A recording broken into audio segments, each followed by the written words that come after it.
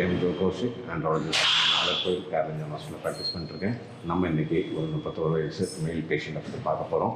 So இவங்களோட main issues பார்த்தீங்கன்னா அவங்களுக்கு ஏசூஸ்பர்மியா, இன்னொன்று அவங்களுக்கு எரெக்டைல் டிஸ்ஃபங்க்ஷன் இருக்குது.